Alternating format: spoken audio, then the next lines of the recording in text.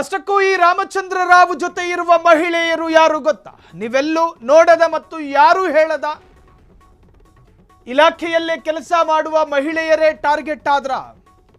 ತಮ್ಮ ಕಚೇರಿಯಲ್ಲಿ ಕೆಲಸ ಮಾಡುವ ಮಹಿಳೆಯರ ಮೇಲೆ ಕಣ್ಣು ಹಾಕಿದ್ರ ಆ ಡಿಜಿಪಿ? ರಾಮಚಂದ್ರ ರಾವ್ ಒಬ್ಬ ಹೆಣ್ಣು ಬಾಕನ? ಹಳೆಯ ವಿಡಿಯೋ ಆದ್ರೆ ಈಗ ಯಾಕೆ ವೈರಲ್ ಆದವು? ಹಳೆಯ ವಿಡಿಯೋದಲ್ಲಿ ಹಂಗ ಮಾಡಬಹುದಾ ಸಾಹೇಬ್ರೆ? ಅಷ್ಟಕ್ಕೂ ರಾಮಚಂದ್ರ ರಾವ್ ಜೊತೆ ಇರುವ ಮಹಿಳೆಯರು ಯಾರು ಗೊತ್ತಾ? ಇಲಾಖೆಯಲ್ಲೇ ಕೆಲಸ ಮಾಡುವ ಮಹಿಳೆಯರೇ ಟಾರ್ಗೆಟ್ ಆದ್ರ? ಇದೊಂದು ಹಳೆಯ ವಿಡಿಯೋ, ಈಗ ಮಾಡಿದ್ದಲ್ಲ, ಆಗಲಾರ್ದು ಮಾಡಬಹುದಾ ಅಥವಾ ಆಗಲೂ ಮಾಡಬಹುದಾ? ರಾಮಚಂದ್ರ ರಾವ್ ಒಬ್ಬ ಹೆಣ್ಣು ಬಾಕನ, ಲೋಲನ? ಹಳೆಯ ವಿಡಿಯೋ ಆದ್ರೆ ಈಗ ಯಾಕೆ ವೈರಲ್ ಆದವು?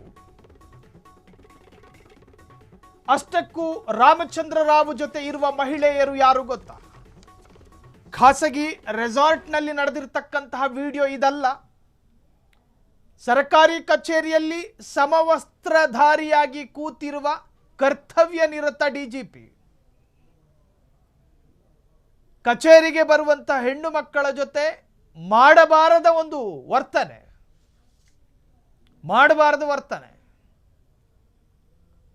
ಕಣ್ಣು ಮಿಟುಕಿಸುವುದಕ್ಕೂ ಅವಕಾಶ ಕೊಡದಂತಹ ದೃಶ್ಯ. ಒಂದು ಸೆಕೆಂಡ್ ಮಿಸ್ ಆದ್ರೆ ಅಯ್ಯೋ ದೇವ್ರ ನಾನು ನೋಡ್ಲಿಲ್ವಲ್ಲ ಅಂತ ಅನ್ನಿಸಬಹುದಾದ ದೃಶ್ಯ. ಹಾಗಾದ್ರೆ ಈ ರಾಮಚಂದ್ರ ರಾವ್ ಜೊತೆಗಿದ್ದ ಸಹಪಾಠಿಗಳ ಜೊತೆನೇ ಈ ತರಹದ ವರ್ತನೆಯನ್ನ ನಡೆಸಿದ್ರ? ಅಲ್ಲೆಲ್ಲೂ ಕೂಡ ಬಲವಂತದ ಕ್ರಿಯೆಗಳು ನಮಗೆ ವ್ಯಕ್ತವಾಗ್ತಾ ಇಲ್ಲ. ಸಹಮತದೊಂದಿಗೆ ನಡೆಯುವಂತಹ ಒಂದು ದೃಶ್ಯ ಅದು. ಹಾಗಾದ್ರೆ ರಾಮಚಂದ್ರ ರಾವ್ ಜೊತೆಗೆ ಕಾಣಿಸಿಕೊಳ್ಳುವ ಸ್ತ್ರೀಯರು ಯಾರು? ಹೆಣ್ಣು ಮಕ್ಕಳ ಸ್ವಾಭಿಮಾನಕ್ಕೆ ಜೊತೆಗೆ ಹೆಣ್ಣು ಮಕ್ಕಳ ಖಾಸಗಿ ವಿಚಾರವನ್ನ ಬಹಿರಂಗಪಡಿಸಬಾರದು, ಜೊತೆಗೆ ಅವರ ಮುಖವನ್ನು ಕೂಡ ಅಸ್ಪಷ್ಟವಾಗಿಯೇ ತೋರಿಸಲಾಗ್ತಾ ಇದೆ. ರಾಮಚಂದ್ರ ರಾವ್ ಜೊತೆ ಇರುವಂತಹ ಮಹಿಳೆಯರು ಯಾರು ಗೊತ್ತಾ? ಇಲಾಖೆಯನ್ನೇ ಜೊತೆಗೆ ಇಲಾಖೆಯಲ್ಲೇ ಕೆಲಸ ಮಾಡ್ತಿದ್ದಂತಹ ಸಹೋದ್ಯೋಗಿಗಳ ಮಹಿಳೆಯರೇ ಈತನ ಟಾರ್ಗೆಟ್ ಆಗ್ತಾ ಇದ್ರ? ಕೆಲವೊಮ್ಮೆ ಕೆಲ ಅಧಿಕಾರಿ ವಲಯದಲ್ಲಿ ತನ್ನ ಕೆಳಗಿರ್ತಕ್ಕಂಥ ಅಧಿಕಾರಿಗಳನ್ನು ಮಿಸ್ಯೂಸ್ ಮಾಡಿಕೊಳ್ತಾರೆ. ನಿನಗೆ ನಾನು ಟಾರ್ಚರ್ ಕೊಡೋದಿಲ್ಲ, ನನ್ನ ಜೊತೆ ಸಹಕಾರ ಮಾಡು, ನಿನ್ನ ಜೊತೆ ನಾನು ದಾರ್ಷ್ಟ್ಯವಾಗಿ ವರ್ತನೆ ಮಾಡೋದಿಲ್ಲ, ನನ್ನ ಜೊತೆ ನೀನು ಫ್ಲೆಕ್ಸಿಬಲ್ ಆಗಿರು, ನಿನ್ನ ಜೊತೆ ನಾನು ವಿಪರೀತವಾಗಿ ಏನು ನಡ್ಕೊಳ್ಳೋದಿಲ್ಲ ಕೆಲಸದ ವಿಚಾರದಲ್ಲಿ, ನನ್ನ ಜೊತೆ ನೀನು ಸ್ವಲ್ಪ ಮಿಂಗಲ್ ಆಗಿರು. ಈ ತರಹದ್ದೆಲ್ಲ ನಡೆಯುತ್ತೆ ಕೆಲ ಆಫೀಸ್ಗಳಲ್ಲಿ. ಹಂಗೇನಾದ್ರೂ ನಡೆದಿದಾವ ಅಂತ? ಕೆಲ ಹೆಣ್ಣು ಮಕ್ಕಳು ಮನಸ್ಸಿಗೆ ಇಷ್ಟವಿಲ್ಲದೆ ಇದ್ದರೂ ಆತನ ಹಿಂಸೆಗೆ ಸಹಿಸಿಕೊಳ್ಳಲಾಗದೆ ದೈಹಿಕ ಸಹಕಾರಕ್ಕೆ ಮುಂದಾಗ್ತಾರೆ. ಅದರ ಅರ್ಥ ಇವರು ಮುಂದಾಗಿದ್ದಾರೆ ಅನ್ನೋ ಅರ್ಥ ಅಲ್ಲ ನಂದು, ನನ್ನ ತಾತ್ಪರ್ಯ ಅದಲ್ಲ.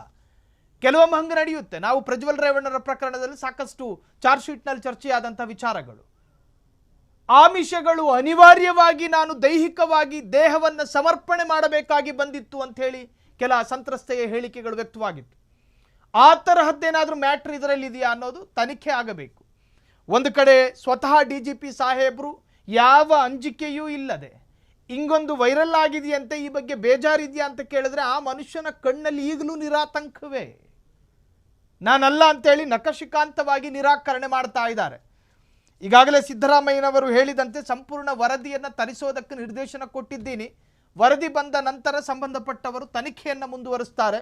ಇದರ ಆಳ ಅಗಲ ಮತ್ತು ಸತ್ಯಾಸತ್ಯತೆ ತನಿಖೆಯ ಮುಖಾಂತರವಾಗಿಯೇ ಗೊತ್ತಾಗಬೇಕು. ಮಾರ್ಫ್ ಆಗಲ್ಪಟ್ಟ ವಿಡಿಯೋನ ಅಥವಾ ಕೃತಕವಾಗಿ ಯಾರೋ ತಯಾರಿಸಲ್ಪಟ್ಟ ವಿಡಿಯೋನ, ಆ ವಿಡಿಯೋದಲ್ಲಿ ಆಧುನಿಕ ಮನ್ಮಥನಂತೆ ಕೂತಿರೋದು ಡಿಜಿಪಿ ರಾಮಚಂದ್ರ ರಾವೇನ, ಕದ್ದು ಕಾಡುವ ಕಾಮನೆಗಳನ್ನು ಕಟ್ಟಿ ಹಾಕದೆ ವಿಚಲಿತರಾದ ರಾಮಚಂದ್ರ ರಾವ್, ಇವೆಲ್ಲವೂ ಕೂಡ ತನಿಖೆಯಿಂದಲೇ ಗೊತ್ತಾಗಬೇಕು.